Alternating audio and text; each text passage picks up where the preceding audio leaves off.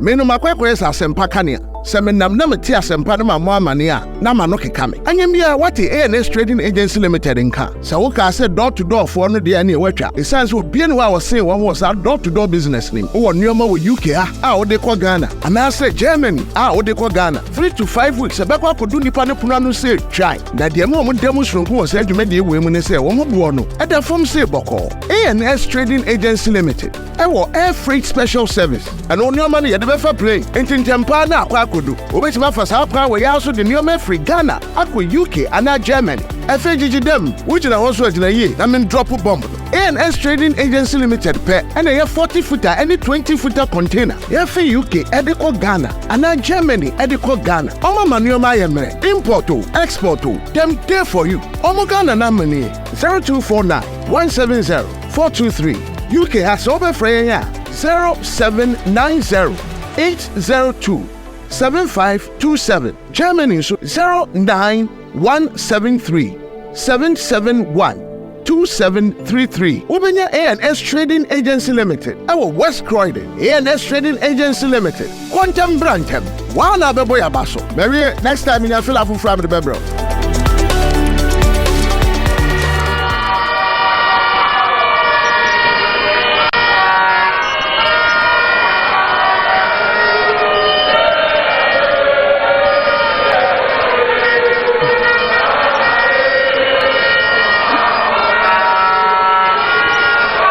Thank you.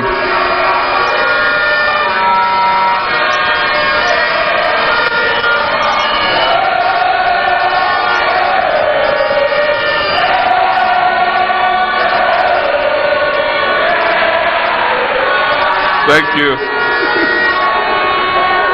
Shout out to our youth commanders. Thank you very much. Thank you very much. Let me acknowledge our General Secretary, P50 Abekwete.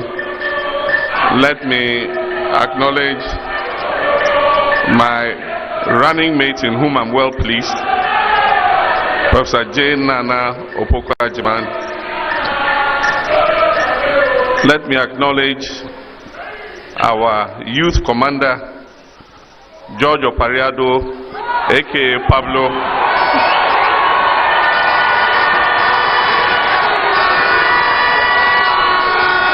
Let me acknowledge our vice chairman of our party who are here present.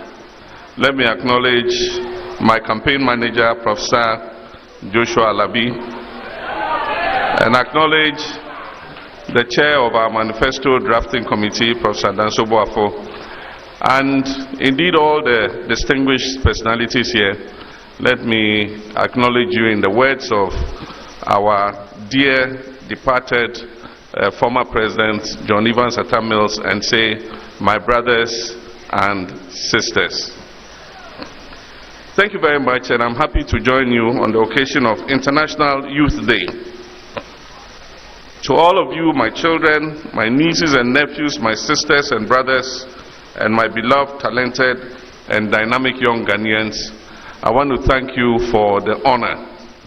And I'm excited to have the opportunity to launch the National Democratic Congress Youth Manifesto before you today on August the 12th.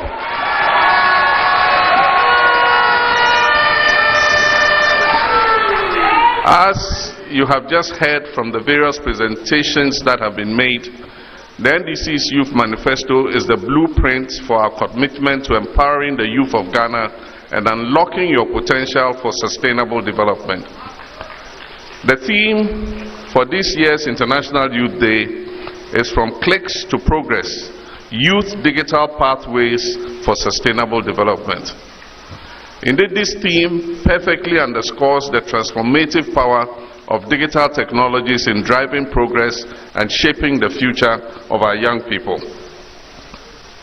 As we celebrate young people's contribution to leveraging digital tools for positive change, I am proud to reaffirm our pledge, the Mahama and Nana Jane administration's pledge,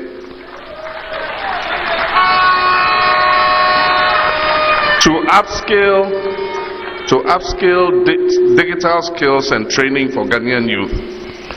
We envision a future where every young Ghanaian has the opportunity to thrive in the digital age. And that is why we are committed to supporting digital startups and incubation hubs and training 1 million young Ghanaians in coding. And if you want to know who has plagiarized who, go to the NDC 2020 Manifesto and look at page 88, and you see the Million Coders program there.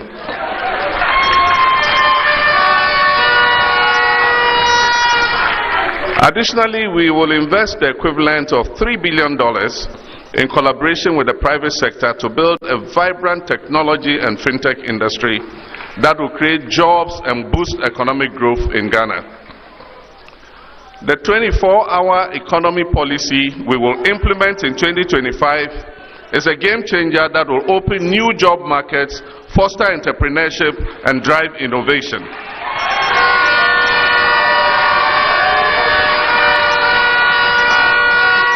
By creating an enabling environment for young people to thrive, we will lay the foundation for a prosperous future for all Ghanaians, not just a few. But our commitment to the youth goes beyond digital empowerment. The NDC Youth Manifesto outlines several key initiatives, including increased access to quality education from the basic and second cycle to tertiary levels, affordable health care, and numerous job creation programs. Ladies and gentlemen, I want to acknowledge the commendable efforts of our National Youth Wing, led by indomitable George Opariado,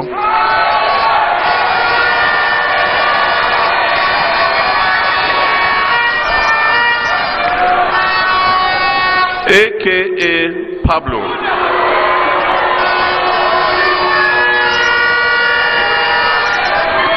for this excellent, well choreographed youth event. Since I launched Ghana's first national youth policy in Cape Coast in 2010, during my tenure as Vice President of this country, I remain committed to recognizing and honoring our youth on International Youth Day. And as President, I consistently hosted gatherings with young people and youth development stakeholders to celebrate the ingenuity and contribution of the youth to our country. And indeed, one of the most memorable of those occasions was the day I spent with a young cocoa farmer and his family in Asen North. We were later to come and win a historic by-election in that constituency. Also during my presidency, my government prioritized investments in youth development across various sectors, including education, skills training, health, recreation, sports, and job creation. We expanded access to skills training opportunities throughout the country, as well as to teacher and nursing training programs and tertiary education. I also purposefully appointed intelligent and hard-working young men and women to serve in my government, and they performed creditably well.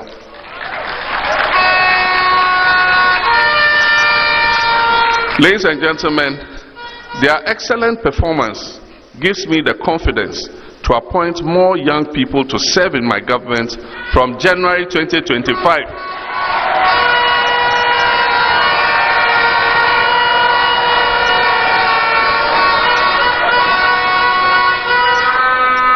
God willing, when I am voted president. You just saw the talent that was displayed here this morning. We have the young men and we have the young women.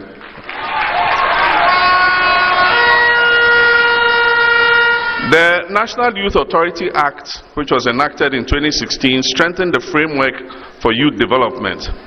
And that piece of legislation streamlined the operations of the National Youth Authority. It increased youth representation on its governing board from a single one, to 3 members, and recognized the establishment of the Ghana Youth Federation as a platform for all youth-led organizations. The law also mandated the creation of regional and district youth committees to encourage youth involvement in decision-making. And importantly, it allocated a portion of the District Assembly's Common Fund to enhance youth development, addressing the centuries-old complaint of resource constraints. Unfortunately, the District Assembly's Common Fund is not being paid. It's many quarters in arrears. The challenges facing our youth: mismanagement of our economy, pervasive corruption, nepotism, and poor governance under the current administration have combined to negatively impact the youth of Ghana. Many young people are eager and ready to work, but the struggle to find employment is a huge challenge. The rising unemployment rate, which currently stands at a staggering 14.7%, was worsened by the recent banking sector cleanup, which led to widespread job losses, especially among the banking and finance professionals. Other statistics that show the dire situation of Ghanaian youth is a 21.7% youth unemployment rate. The 8 million Ghanaians who went a day without food last year, and many of them young people. And you heard about 001 and 100 and 010. And also the 1.9 million young people, youth, who are not in employment, they are not in education, and they are not in skills training. The harsh business climate has caused numerous businesses to collapse, leading to further layoffs. The ongoing crisis is fostering frustration amongst young people, increasing poverty, social unrest, and disenchantment with the whole democratic process. The scarcity of job opportunities compels many young individuals to resort to low-paying informal work or seeking opportunities abroad, thereby exacerbating the brain drain that hampers our national development. And if you go to Nigeria, they call it jakpaing. To jakpa means to run away from your country and go abroad.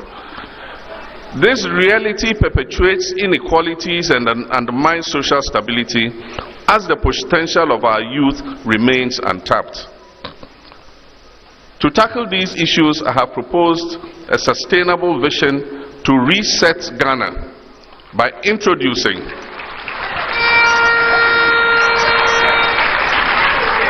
we need a reset by introducing and aggressively implementing the 24-hour economy policy.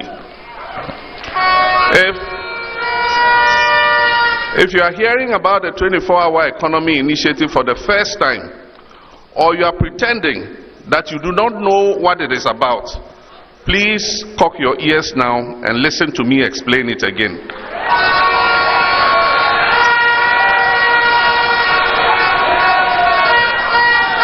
This is a policy that is not peculiar only to Ghana. A 24-hour economy will enable one job to be shared across 3 shifts and employ 3 persons, providing job opportunities for 3 workers instead of 1. And that is what my intelligent, eloquent younger sister, or should I say my daughter, explained as 1-3-3.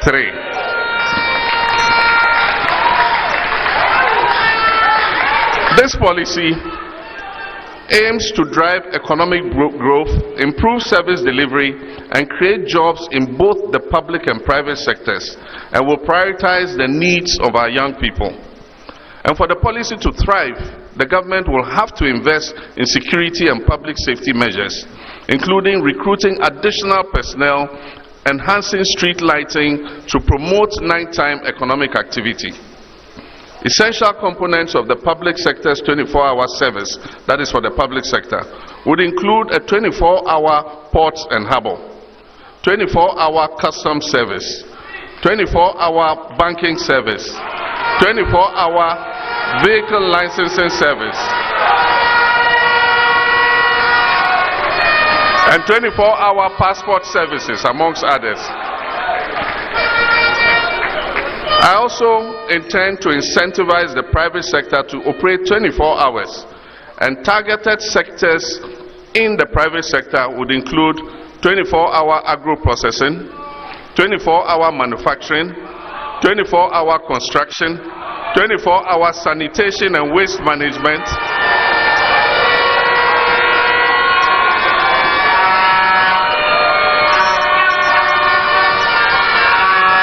24-hour transport services, 24-hour financial institutions, and 24-hour retail and tourism services.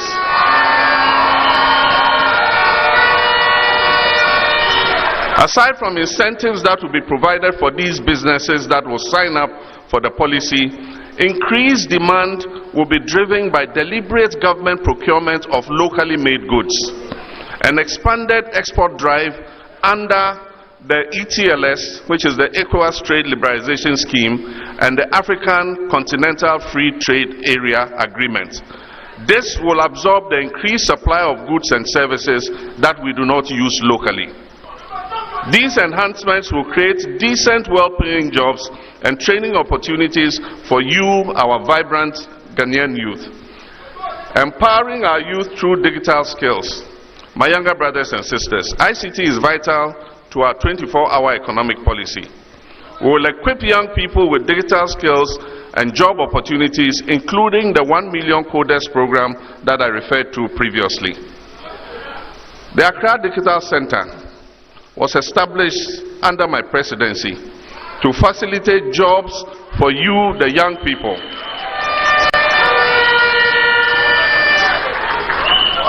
We will decentralize the center to other regions, and these centers will train students and unemployed graduates, enabling them to capitalize on digital job opportunities.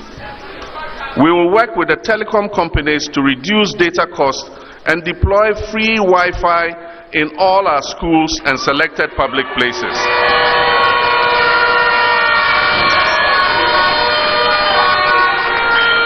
And we have the capacity to do this. With fiber, with satellite internet, we can provide free Wi-Fi services to all our public institutions. My dear Ghanaian youth, the 8-hour work system that we currently operate is woefully inadequate to generate the production, the productivity, and well-paying jobs that are needed to revive Ghana's bankrupt economy. They are also inadequate to produce enough jobs for our young people. As I stated during my John Mahama Live virtual event some weeks ago, extraordinary times require extraordinary interventions for exceptional results. Ghana is experiencing extraordinary hardships, and the youth are also choking under the yoke of these hardships. This being the case, the 24-hour economy initiative is the best and most extraordinary pathway to generating the decent and well-paying jobs that our young people need, the jobs that our young people are waiting for. We will create an enabling environment with deliberate policies for business, companies, and government institutions to operate 24/7 in a 3-hour shift system to stimulate job creation. I'm determined to provide the necessary incentives such as favorable tax, cheaper and more reliable power in order to encourage this. We'll also provide financial support through the Ghana Exim Bank from our oil revenues and the Women's Development Bank, amongst others. And this is why the Trade Union Congress described the 24-hour economy initiative, and I quote, as a great idea that could be the game changer for youth employment.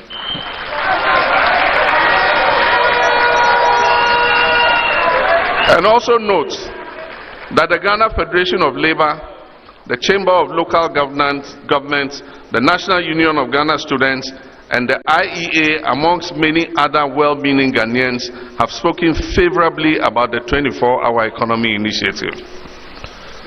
We shall not fail them. We shall deliver to exceed their expectations.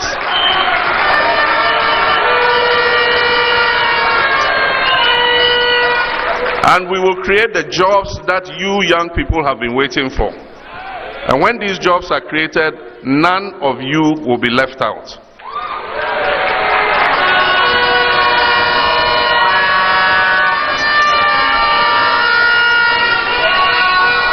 But let me say at this point that before I left office in January 2017, my government, through the NDPC, that's the National Development Planning Commission, had developed a 40-year development plan. And this 40-year development plan had captured the 24-hour economy initiative. So it's not like a new initiative. We had thought about it already in 2017.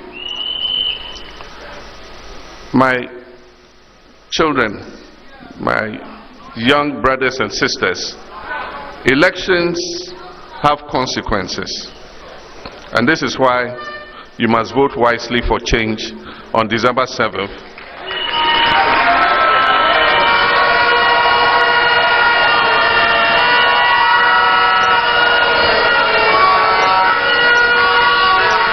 You must vote for John and Jane, and also for your NDC parliamentary candidates.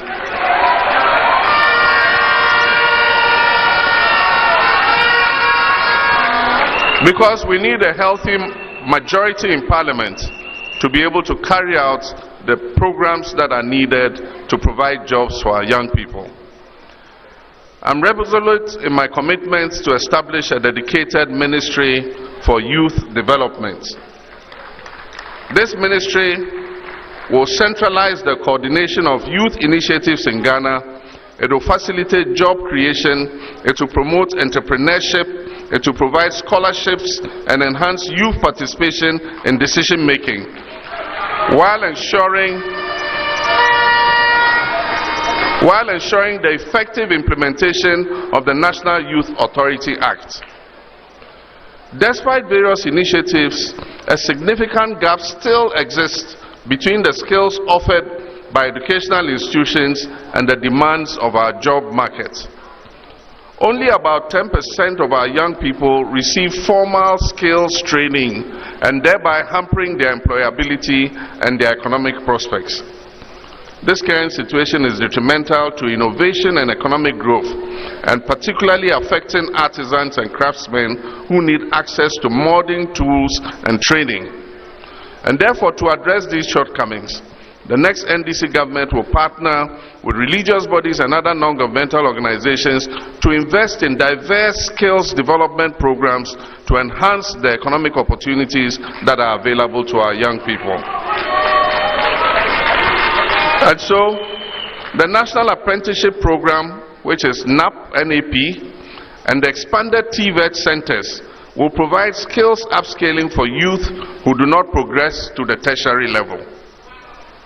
Political bias and nepotism have tarnished the recruitment processes within Ghana's security services and our public sector. This undermines trust in public institutions and creates disillusionment amongst our youth. Under my leadership, recruitment will be decentralized to ensure equitable representation of all our citizenry within the security agencies and our public services.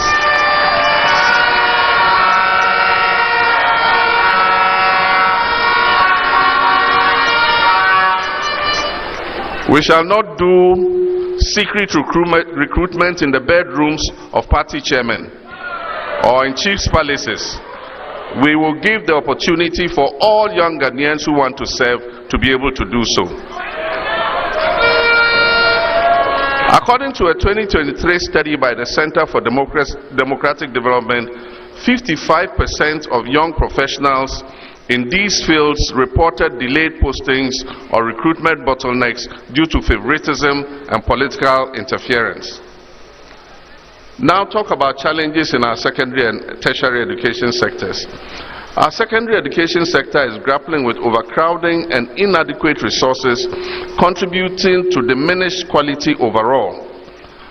A study by Africa Education Watch revealed that between the 2019-2020 and the 2022-2023 academic years, government's annual per student spending under the free SHS program was only 23%, while parents bore the remaining 77% of cost of education. The next NDC government will improve the free SHS program. We will engage the stakeholders in education and ensure proper infrastructure and sustainable dedicated funding for free SHS.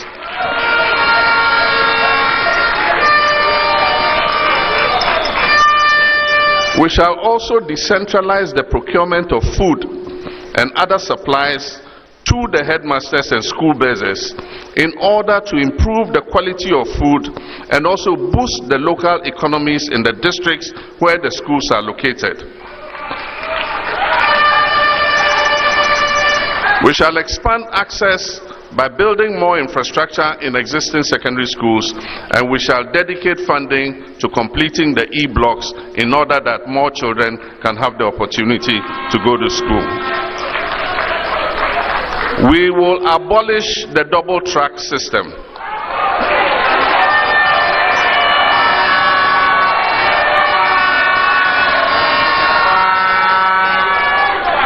So that all our children can go to school at the same time and vacate at the same time.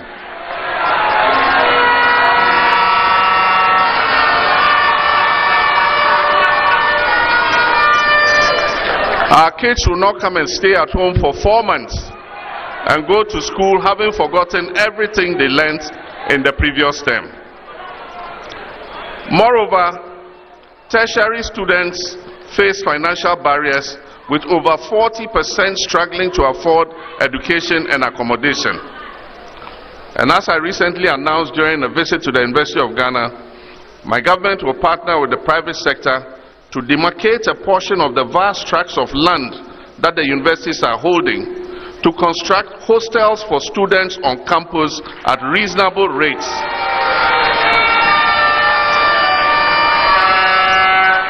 And thereby address the accommodation challenges that students are facing.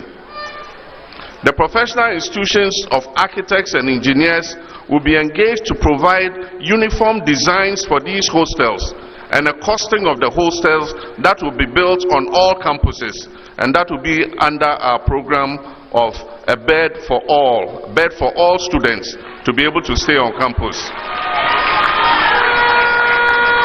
We'll also launch the No Fee Stress initiative, providing fee-paying support to eligible students, especially through the Student Loan Trust Fund. The reintroduction of a quota system has reduced admissions across both nursing and teacher training sectors, restricting entry for many youth who desire to train as teachers and nurses. We deplore the Akufo-Addo-Bawumia administration's practice of opening the recruitment portal only when elections are coming. We will implement a policy of continuous recruitment of teachers and nurses, especially for the underserved areas. The next NDC government pledges to abolish the teacher licensure exam.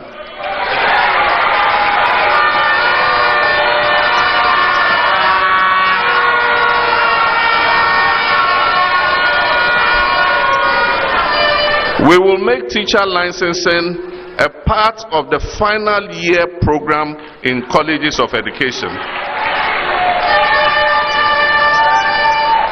The John and Jane administration will implement strategies to address teacher accommodation challenges, especially in rural areas, offering incentives to encourage them to accept postings to underserved areas.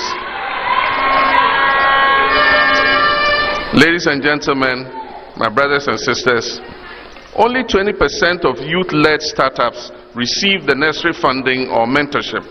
This lack of support results in high failure rates among young entrepreneurs, stifling innovation and job creation. And so the next NDC government will prioritize support for young entrepreneurs to ensure that they have access to capital and business development services and training. We will support them with funds to start and accelerate the pace of already existing youth-owned businesses. And now, the iconic Women's Development Bank.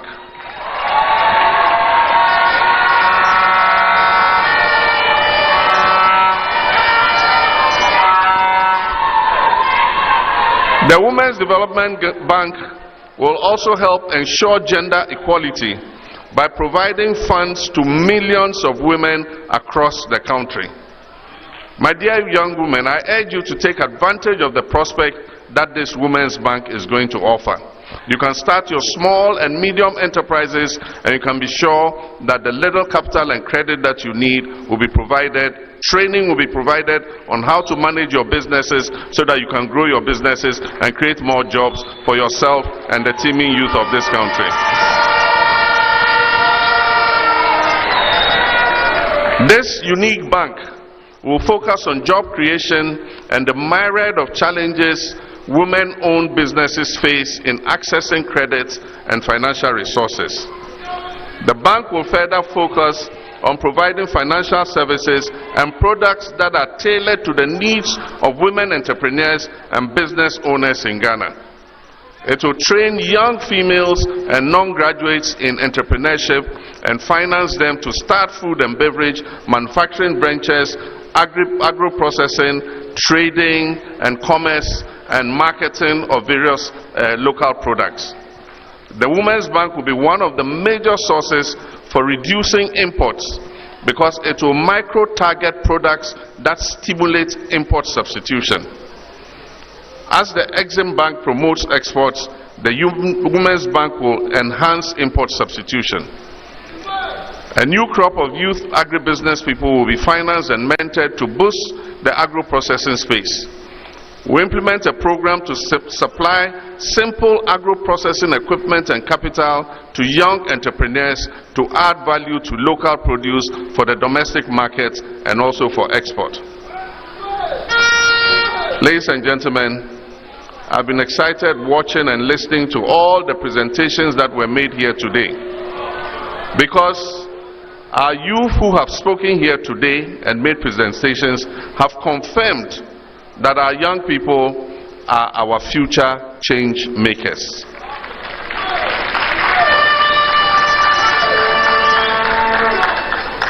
For me, John Dramani Mahama, I've always recognized the incredible potential and power of our young people.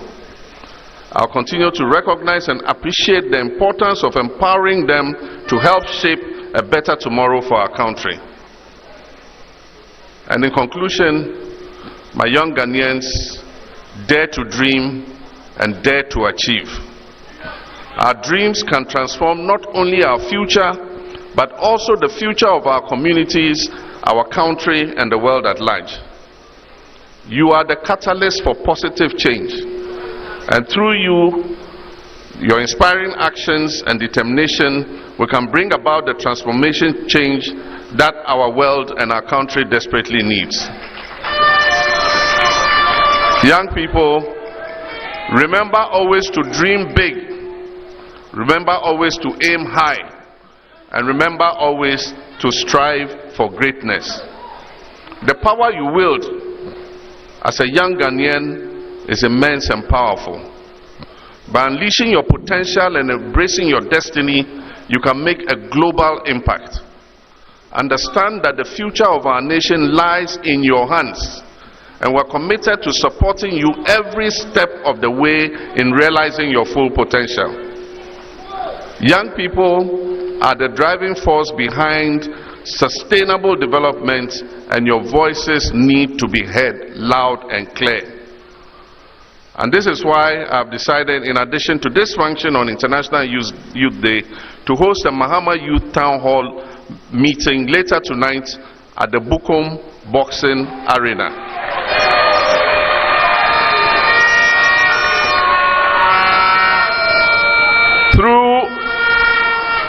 Through this one-of-a-kind event, I will engage with young people directly and listen to your concerns and aspirations. Your vote as a young Ghanaian is not just a choice, but is a powerful tool for shaping the future of our country. And so as you join hands with me to build the Ghana we want together, I assure you I will wage a relentless fight against corruption.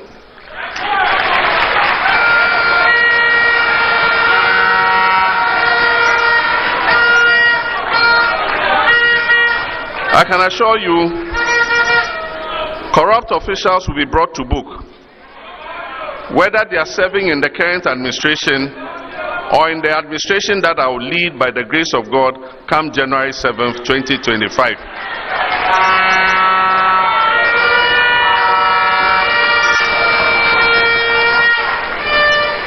We must take this country that was given to us, bequeathed to us by those who struggled for independence, including our world-recognized founder, Dr. Kwame Nkrumah. We must take this country.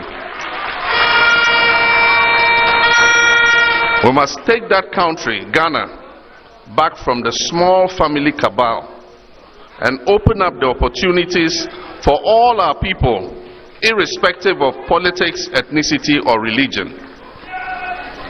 You can also be assured that, as we have promised, some of the obnoxious taxes that have been imposed on our people and have become a heavy tax burden will be scrapped, including the e-levy.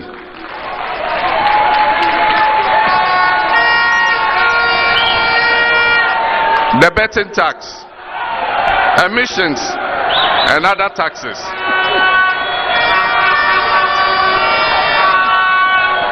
My brothers and sisters, I urge you to stand with us and stand for your dreams and stand for the Ghana we want to build together.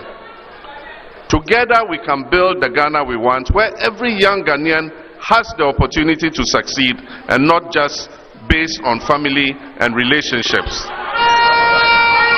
With these policy proposals, I invite you, the youth of Ghana, to partner with me and Nana Jane in our shared commitment to restore the nation's potential for future generations. Together, let us forge a brighter path for Ghana, a nation where the dreams of our youth can flourish.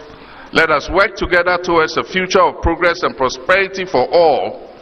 And I wish you a happy International Youth Day. And I have the honor